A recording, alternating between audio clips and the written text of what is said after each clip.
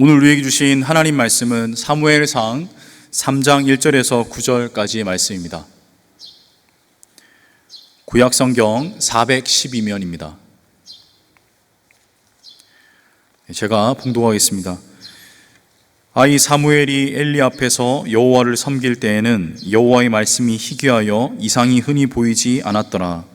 엘리의 눈이 점점 어두워가서 잘 보지 못하는 그때에 그가 자기 처소에 누웠고 하나님의 등불은 아직 꺼지지 아니하였으며 사무엘은 하나님의 궤에 있는 여호와의 전 안에 누웠더니 여호와께서 사무엘을 부르시는지라 그가 대답하되 내가 여기 있나이다 하고 엘리에게로 달려가서 이르되 당신이 나를 부르셨기로 내가 여기 있나이다 하니 그가 이르되 나는 부르지 아니하였으니 다시 누우라 하는지라 그가 가서 누웠더니 여호와께서 다시 사무엘을 부르시는지라 사무엘이 일어나 엘리에게로 가서 이르되 당신이 나를 부르셨기로 내가 여기 있나이다 하니 그가 대답하되 내 아들아 내가 부르지 아니하였으니 다시 누우라 하니라. 사무엘이 아직 여호와를 알지 못하고 여호와의 말씀도 아직 그에게 나타나지 아니한 때라. 여호와께서 세 번째 사무엘을 부르시는지라 그가 일어나 엘리에게로 가서 이르되 당신이 나를 부르셨기로 내가 여기 있나이다 하니 엘리가 여호와께서 이 아이를 부르신 줄을 깨닫고 엘리가 사무엘에게 이르되 가서 누웠다가 그가 너를 부르시거든 내가 말하기를 여호와여 말씀하옵소서 주의 종이 듣겠나이다 하라 하니 이에 사무엘이 가서 자기 처소에 누우니라. 아멘. 인터넷으로 댁에서 예배 참석하신 분들은 이 소리가 안 들릴 것 같은데요. 지금 새 한 마리가 아침 일찍 하나님의 처소 안으로 들어와서 우리와 함께 예배를 드리고 있습니다. 전원 교회가 된 것 같아요. 새 소리를 들으면서 산상설교라고 생각을 하시면 좋을 것 같아요. 우리도 피조물이고 저쪽도 피조물인데 다 같이 예배 참여해서 하나님께 영광을 돌리는 거라 생각을 하시면 좋겠습니다.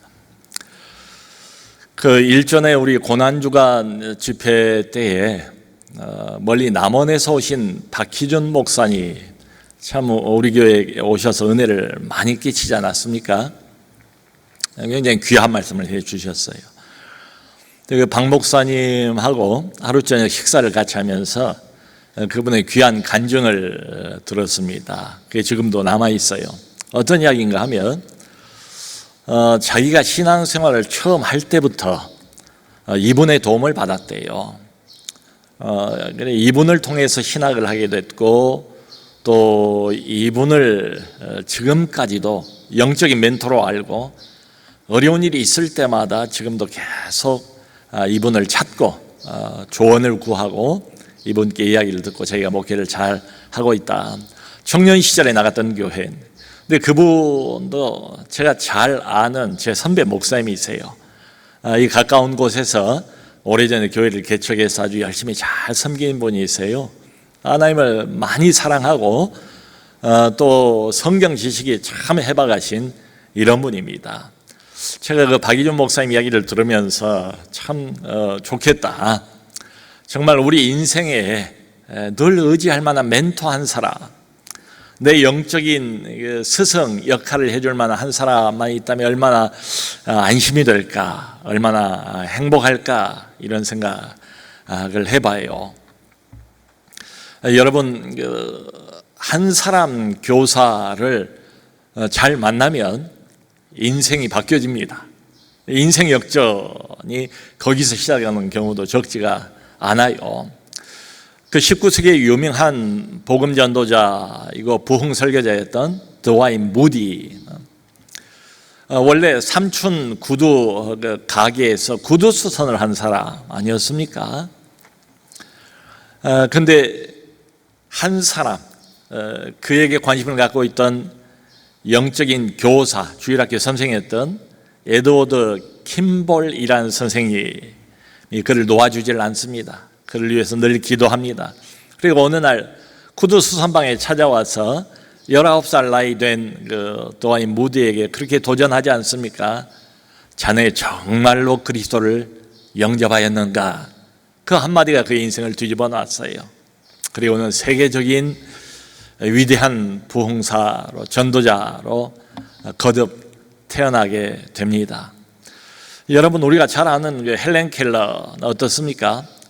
윈스턴 처칠은 그런 말을 했어요. 이 시대의 가장 위대한 여성은 바로 이 헬렌 켈러다. 그 헬렌 켈러는 원래가 삼중장애를 가지고 있는 장애인이었습니다. 볼 줄 모르니까 시각장애가 있지요. 또 들을 줄 모르니까 청각장애가 있고, 말할 줄 모르니까 언어장애가 있고, 삼중장애를 가지고 있는 사람이었습니다. 그런데 6살 때에 하나님의 섭리 가운데 앤 설리반이라는 위대한 교사를 만나죠. 그래서 정말 온 장애인들에게 소망과 희망을 주는 사람으로 다시 태어나게 됩니다. 그 몇 년 전에 저희 교회에 오셨던 정택이 목사님, 우리나라 상담학자의 1세대라고 할 수 있습니다. 그 정택이 목사님이 하셨던 이야기 지금도 참 생생해요. 자기가 달라지게 된 이유, 신안군에 어디 이름도 없는 섬, 근데 그 섬에 한 선생님이 부임을 하신 거예요. 그 선생님이 말 안 듣고 말썽 부리는 자기를 눈물을 흘리면서 매를 때리는 그 광경을 보고 그걸 경험하고 사람이 달라지지 않았습니까? 그야말로 인생 역전의 원동력, 그대로 내버려 뒀으면 별 볼 일 없는 사람으로 인생이 끝나버릴 수도 있는데 인생 역전의 원동력이 되었다. 참 이런 걸 생각해 보면 만남을 위해서, 우리 자녀들의 만남을 위해서 특별히 부모님들이 기도해야 되지 않겠는가. 가는 과정에 특별히 좋은 영적인 교사를 만나도록 부모들이 꼭 기도해야 되지 않겠는가 싶어요. 여러분, 참 그런데 이런 훌륭한 영적인 교사, 멘토, 이런 사람을 만나는 게 꼭 쉽지는 않은 것 같아요. 오늘 본문을 보면, 오늘 본문은 사사기 3장, 배경이 사사시대입니다. 사사시대 말기예요. 사사시대라고 하는 것은 여호수아, 위대한 지도자가 죽었어요. 여호수아가 죽고 난 다음에 최초의 이스라엘 왕인 사울 왕이 등극을 하기 전까지 약 350년, 꽤 긴 기간이에요. 그때를 말합니다. 하나님께서 사사들을 세워서 계속 이스라엘 백성들을 인도하던 때가 바로 이때입니다. 근데 시대의 분위기가 어떤가 보면 시대 전체가 아주 깊고 깊은 암흑이에요. 깜깜한 암흑입니다. 성경에 보면 여호수아가 죽고 난 이후에 다른 세대가 등장을 했다. 성경이 꼭 그렇게 표현을 해요. 다른 세대. 그러니까 이전 부모 세대하고는 완전히 다른 세대. 우리로 보면 미래 세대가 새롭게 나타났다는 거예요. 세월이 흘러가면 그럴 수밖에 없죠. 다른 세대가 또 일어나지 않겠습니까? 그런데 이 미래 세대, 다른 세대에 문제가 있었어요. 사사기 2장 1절을 보면 이런 말을 합니다. 이 다른 세대는 여호와를 알지 못하였고 또 여호와께서 이스라엘을 위해서 행하신 일도 알지를 못했다. 문제는 뭔가 하면 하나님을 몰라요. 하나님에 대한 감각이 없어요. 한두 사람만 그런 게 아니래요. 시대 전체가 부모가 죽고 난 후에 영적인 둔감성, 영적인 침체를 다 같이 경험하고 있는 그런 때였다. 시대 상황이 매우 어둡습니다. 지금처럼. 여러분, 요즘 우리 대한민국의 미래 세대, 그러니까 10대 청소년, 20대 우리 청년부 나이 또래를 흔히 Y세대, Z세대 이렇게 부르잖아요. 그러니까 1990년대 말경에 태어난 세대, 아니면 2000년대 넘어와서 태어난 세대를 Y세대 혹은 Z세대 이렇게 부릅니다. 그런데 이 세대들의 공통적인 특징이 있어요. 영적인 시각으로 보는 것은 아니고 객관적으로 보면 부모들하고 어떤 차이점이 있는가 하면 이런 이야기들을 되게 해요. 이 사람들은 태어나면서부터 컴퓨터를 달고 태어난 거예요. 태어나면서부터 디지털 환경을 접하기 시작했습니다. 부모님 세대는 아날로그 환경에서 살아왔는데 이 세대는 그게 아니에요. 아날로그를 경험해보지 못하고 그걸 경험하기 전에 디지털 환경을 경험하면서 자라난 세대입니다. 그러니까 이 세대의 특징은 TV보다도 유튜브가 훨씬 더 익숙한 이런 세대. 또 이 다른 세대 새로 일어난 이 미래 세대 또 다른 특징이 매우 독립적이다, 매우 자율적이다, 그리고 매우 능동적이다, 이렇게 표현들을 합니다. 감정이 개방이 되어 있고 자기 감정 표현에 굉장히 스스럼이 없고 아주 장점이라면 장점일 수도 있습니다. 그야말로 다른 말로 이걸 표현해 보면 참 자유로운 영혼들이다. 일반적으로 지금의 청소년들과 우리 청년들 미래 세대는 굉장히 자유로운 영혼들이다. 참 나쁜 건 아닌데 문제가 뭔가 하면 자유로운 영혼들이다 보니까 전통을 별로 좋아하지 않습니다. 캐캐묵은 전통 싫어해요. 또 권위 이런 것들을 아마 본능적으로 세대 자체가 불편해하고 거절하는 이런 경향을 가지고 있습니다. 자, 이러다 보니까 성경에도 매이고 싶어 하지를 않고 교회에도 매이고 싶어 하지를 않아요. 하나님이라는 존재에도 매이고 싶어 하지 않은 이런 일반적인 경향을 다 가지고 있다. 사사시대가 그랬던 것처럼 말이죠. 그래서 이 사사시대의 그 결과가 어떻게 되는가 하면 이 다른 세대들, 미래 세대들 다 하나님을 떠납니다. 하나님의 백성들인데 하나님을 속속들이 다 떠나버립니다. 그리고는 본격적으로 하나님을 배반하고 인근에 있는 가나안 주민들이 섬기던 신, 가나안 신들, 즉 바알이라든가 아세다롯이라든가 이런 신들을 본격적으로 섬기기 시작했답니다. 하나님이 이 사람들을 위해서 사사들을 세우신 거예요. 필요할 때마다. 그런데 사사들이 이야기를 하면 그때뿐이에요.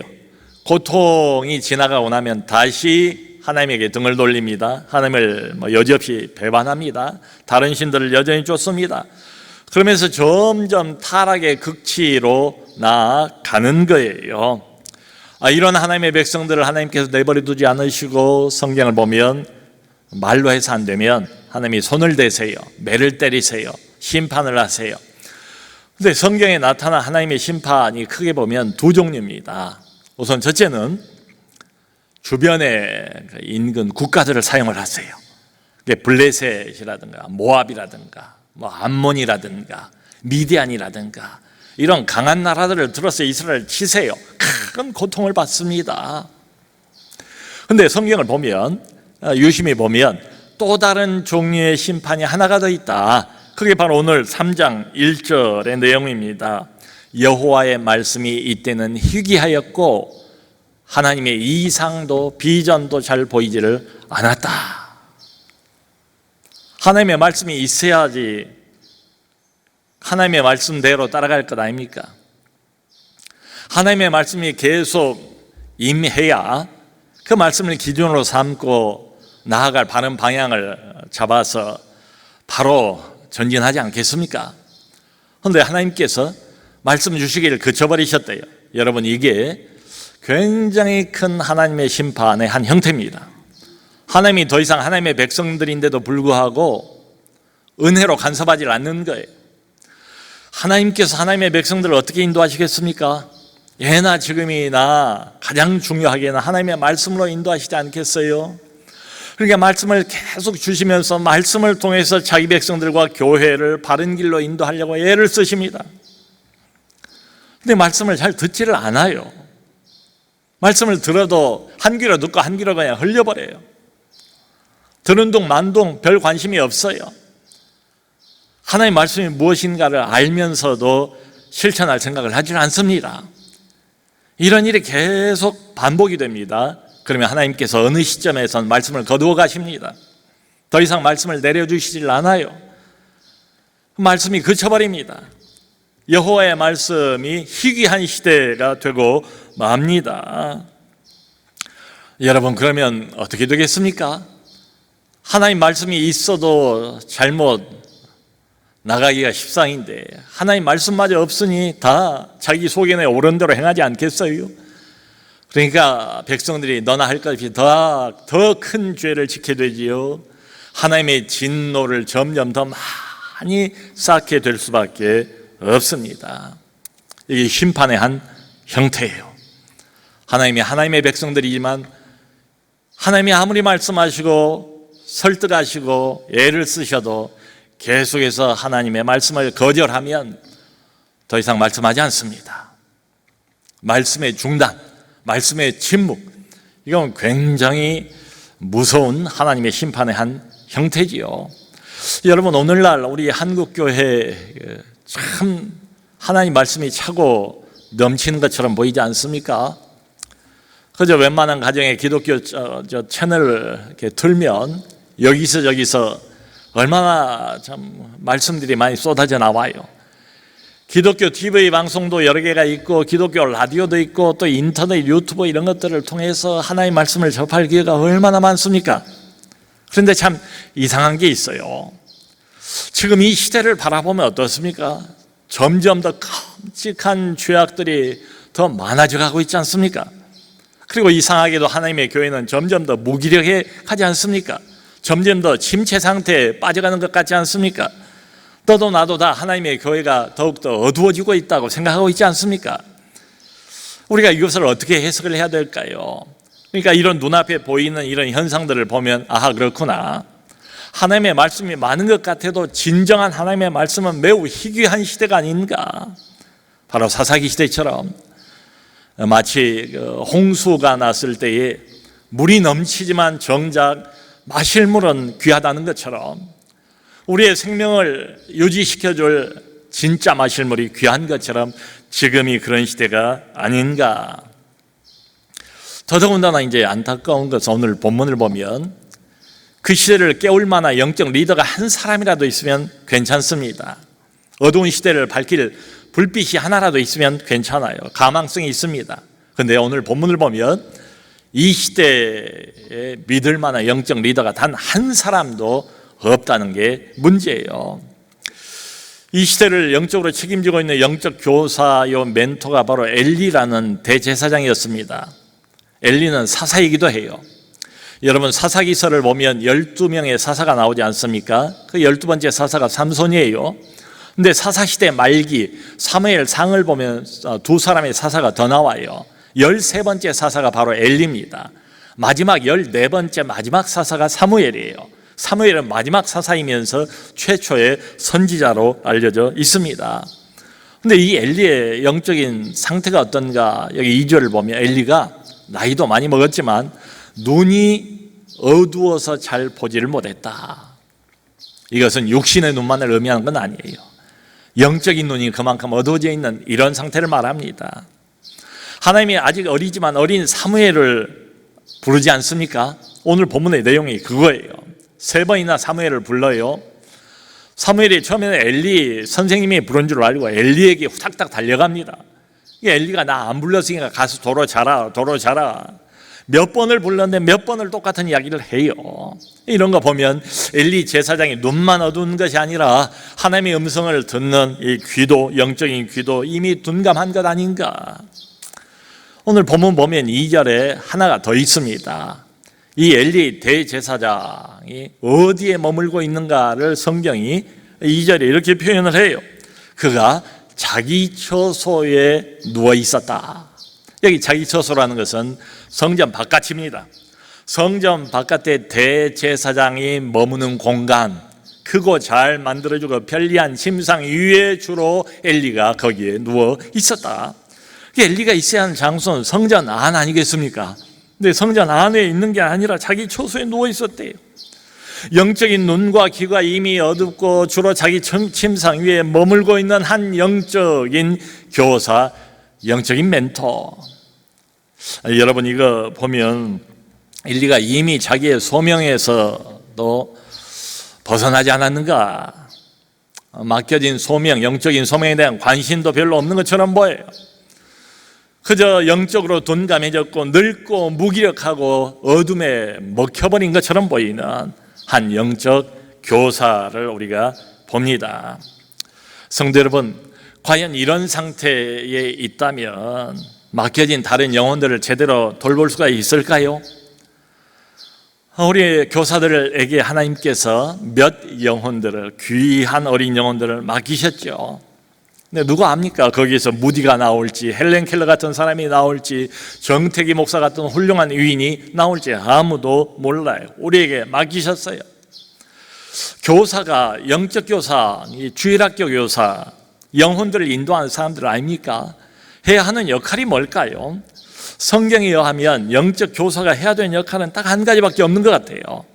하나님을 그 영혼에 소개하는 일, 살아계신 하나님을 그 영혼에게 알리는 일. 그러니까 아직은 이 어린 영혼들이 하나님을 직접 만나본 적이 없잖아요. 그 살아계신 하나님, 인격자 하나님을 만나는 통로 역할이 바로 교사입니다. 여러분, 이걸 위해서는 모든 우리 영적 멘토, 영적 교사들이 한 가지를 반드시 명심해야 됩니다.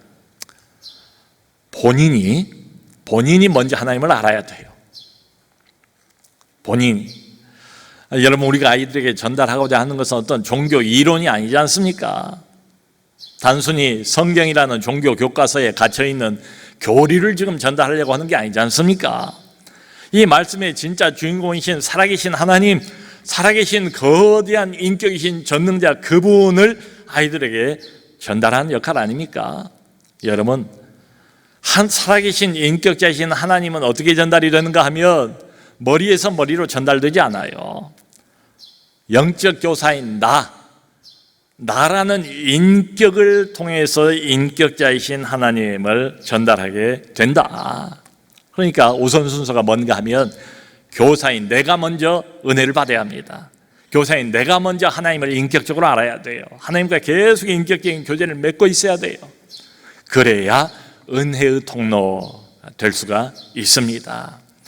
근데 불행하게도 엘리 대제사장은 이 점에서 완전히 실패한 것처럼 보이지 않습니까? 이미 은혜의 통로는 더 이상 아닌 것 같아요.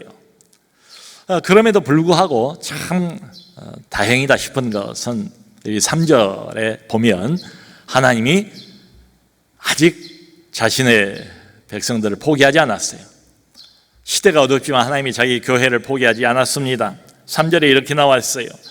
하나님의 등불은 아직 꺼지지 아니하였더라. 사무엘은 하나님의 궤가 있는 여호와의 전에 누웠더니, 그러니까 2절과 3절을 일부러 대조하고 있는 겁니다. 엘리와 어린 사무엘을 일부러 대조하고 있는 겁니다. 여러분, 성경에 보니까 하나님의 등불, 하나님의 불빛, 이런 단어, 하나님의 임재를 상징하는 여호와의 전, 또 하나님의 말씀을 상징하는 하나님의 궤, 이런 것들이 3절에 한꺼번에 등장하고 있지 않습니까?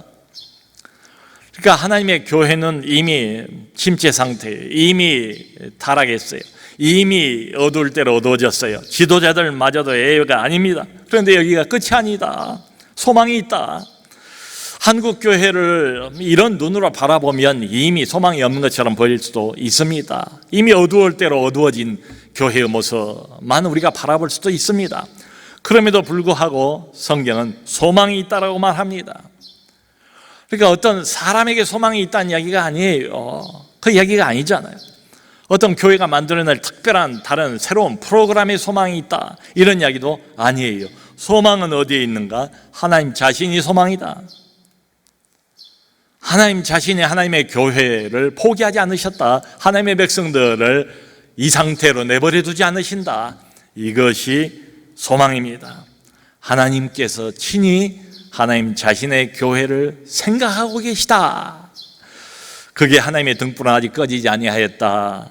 사무엘이라는 어린 한 소년이 여호와의 궤 옆에 성전 안에 머물고 있었다라는 말의 의미입니다.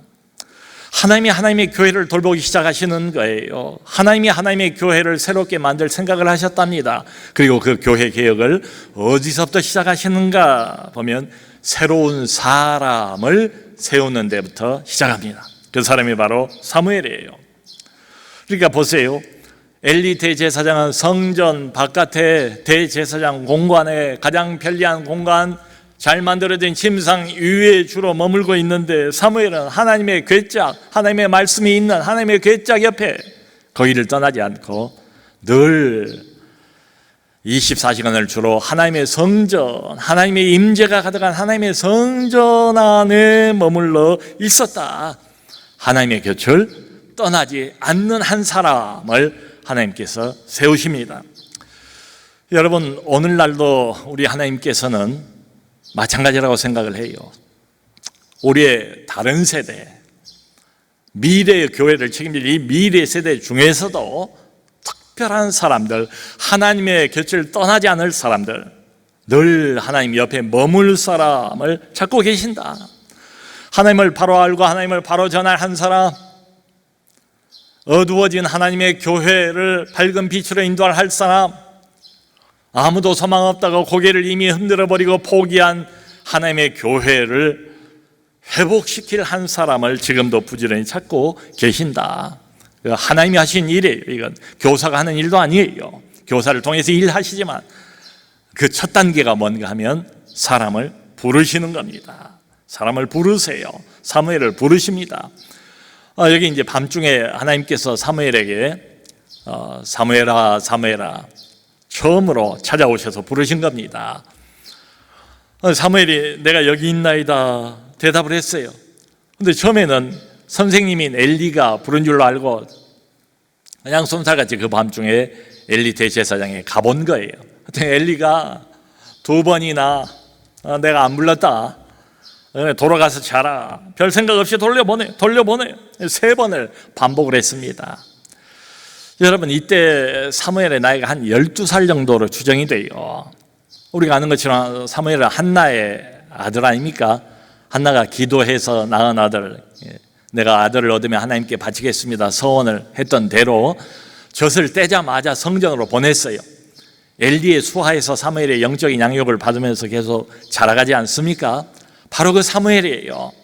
그런데 꽤 오랜 시간 성전에서 지냈지만 하나님을 직접 만나본 적이 없어요. 하나님이 부르셨는데 아직 어린아이예요. 영적으로 미숙해요. 그래서 여기 7절을 보면 이런 이야기가 나와 있어요. 사무엘이 아직 여호와를 알지 못하였고 아직은 하나님의 말씀이 사무엘에게 나타나지 아니하였던 때라. 그러니까 오늘 이 본문이 사무엘이 하나님을 만나게 된 최초의 장면이에요. 어려서부터 율법으로 교육을 받았으니까 율법의 내용이 뭔가를 머리로는 잘 알아요. 이론적으로는 잘 알아요. 그런데 이 율법의 주인공이신 하나님을 직접 만나본 적이 없어요. 심령으로 하나님의 말씀을 받아본 적이 없는 이런 상황이었습니다. 성도 여러분, 바로 이 지점이, 이 부분이 우리 영적인 교사가 아이들을 도와줘야 할 부분이 아닌가 생각을 해요. 뭐냐? 하나님이 어느 순간에 아이들을 부르시거든요, 직접. 기독교 가정에서 자라지만 얼마나 많은 우리 자녀들이 하나님을 직접 만나본 경험은 없지 않습니까? 하나님의 말씀을 매주마다 듣지만 정말로 하나님으로부터 경험적으로 이 말씀을 심령으로 받아본 적은 없는 상황에 놓여 있지요. 하나님이 그런 아이들을 포기하지 않으시고 계속 부르신다 이 말씀입니다. 하나님이 부르실 때에 즉각적으로 하나님께 응답하도록 교사가 도울 일이다. 그래서 살아계신 하나님을 직접 이 아이들이 인격 대 인격으로 만날 수 있도록 우리가 다리 역할 해줘야 된다. 하나님과 어린 심령을 연결하는 연결고리의 역할, 그게 바로 우리 교사들의 역할이 아닌가. 여러분, 어린 자녀들하고 이야기를 해봐도 이 점은 분명해요. 아이들이라고 해서 영혼이 없겠습니까? 아이들도 하나님 앞에서 피조물이잖아요. 영적인 존재예요. 그러니까 아이들도 영적인 갈등이 있어요. 그 나이 수준에 맞는 영적인 고민도 있고 영적인 의문도 있고 영적인 갈등이 있어요. 또 아이들도 나름대로 가지고 있는 영적인 갈망도 있습니다. 그러니까 우리가 영적 교사 역할을 제대로 하려면 이런 걸 알아야 돼요. 함께 이야기를 나누어야 돼요. 그러면서 이 영적인 갈등과 영적인 갈망의 과정들을 아이와 함께 통과할 필요가 있습니다. 그래서 결국은 어떻게 해야 되는가? 아이들을 살아계신 하나님께로 직접 만나도록 인도하는 역할, 다리 역할. 여러분, 교사는 빛 자체가 아닙니다. 교사는 빛을 보조하는 역할이에요. 교사의 역할은 참 빛 되시는 하나님을 가리키는 손가락의 역할이에요. 그게 우리들에게 주어진 역할입니다. 목표는 항상 똑같아요. 이때나 지금이나 내가 맡고 있는 이 어린 영혼들이, 이 영혼들이 살아계신 인격자이신 하나님을 직접 만나게 해주는 것. 여러분, 이걸 위해서는 개별적으로 관심을 가질 필요가 있어요. 영혼 하나하나의 상태가 어떤가를 체크할 필요가 있습니다. 그저 대충 하나의 말씀을 전해가지고 이런 게 가능하겠어요? 그저 아이들을 모아놓고 몇 명 안 되는 아이지만 집단적으로 그냥 한꺼번에 뭉뚱그려서 하나의 말씀 전해가지고는 절대로 이런 일이 일어나지 않습니다. 아이 하나하나가 지금 어떤 영적 좌표를 가지고 있는가, 이 아이는 어떤 영적 상태에 놓여 있는가 면밀하게 체크할 필요가 있지요. 그러면서도 초점을 잃어버리지 않는 게 중요합니다. 초점은 뭔가, 내가 얼마나 열심히 가르치는가, 내가 얼마나 잘 가르치는가, 여기에만 초점을 맞추면 곤란해요. 그것도 중요하겠지만은 내가 가르치는 이 내용을 아이들이 얼마나 제대로 이해하는가, 얼마나 복음의 내용을, 하나님의 말씀을 잘 받아들이고 있는가, 아이들의 영적인 상태를 아이들 편에서 아이들 눈으로 체크하고 이해하려고 애쓸 필요가 있다. 그것만 가지고도 부족해요. 한 영혼을 하나님 앞으로 데리고 오는 일이 쉽겠습니까? 천하를 얻는 것보다 뭐 더 귀한 일이라고 성경이 말해요. 여러분, 교사가 노력하고 땀을 흘리는 것도 매우 중요합니다. 근데 이건 뭐 인간적인 무슨 감정을 움직이고 인간적인 설득을 하고 이런 거하고 다르지 않습니까? 한 영혼을 하나님 앞으로 끌고 오는 이 일, 이것은 우리가 아무리 노력을 해도 교사의 노력이 우리가 원하는 열매를 보장해 주질 못해요. 그러니까 항상 이걸 하면서 항상 기도할 필요, 끊임없이 기도할 필요가 있어요. 하나님께서 그 어린 영혼을 불러주시도록 이름을 불러가면서 영희를 위해서, 철수를 위해서 계속해서 우리가 날마다 쉬지 않고 하나님 앞에 간구할 필요가 있습니다. 하나님이 부르실 때 즉각 응답할 수 있도록, 그 아이가 복음을 깨닫고 거듭날 수 있도록, 새 생명 얻을 수 있도록. 네, 영적인 교사들이 둔감한 경우가 많아요. 엘리처럼. 참 감사한 것은 하나님께서 여기 보면 성경에 계속해서 부르십니다. 한 번, 두 번, 세 번, 그래도 못 알아들으면 네 번째 부르시고 다섯 번째 부르시고, 하나님이 그 영혼을 포기하지 않으시고 계속해서 불러주신다. 이게 우리에게 큰 위로가 되고 소망이에요. 성도 여러분, 예나 지금이나 하나님이 일하시는 방식은 똑같아요. 하나님의 방식은 뭡니까? 사람을 통해서 사람을 훈련시키시는 게 하나님의 일반적인 방식이에요. 모세를 통해서 여호수아를 훈련시키지 않습니까? 바울을 통해서 디모데를 훈련시키지 않습니까? 브리스길라와 아굴라를 통해서 그 위대한 웅변가였던 아볼로를 훈련시키지 않습니까? 그리고 오늘날로 하나님께서 목사와 교사들을 세우셔서 하나님의 백성들을 훈련시키지 않습니까? 예수님께서도 12 제자들을 훈련시키지 않았습니까? 올해가 우리 교회가 속해 있는 합동신학대학원의 40주년이 되는 해예요. 그래서 여러 가지 행사를 준비를 하고 있습니다. 합동신학대학원이 애초에 왜 태어났는가? 설립자이신 박윤선 박사님이 딱 한 가지 생각을 가지고 세우셨어요. 그건 뭔가 하면 기성세대가 아니라 이제 미래를 책임질 미래 세대의 목회자, 이 신학교를 세워서 미래 세대의 젊은 목회자들을 잘 키워보려고 그 학교를 세운 거지요. 성도 여러분, 우리나라의 미래가 젊은 세대들에게 걸려 있습니다. 하나님 나라와 하나님의 교회가 미래 세대의 양 어깨에 걸려 있습니다. 그러면 우리가 예수마다 우리 아이들을 잘 양육하는 게 얼마나 중요해요.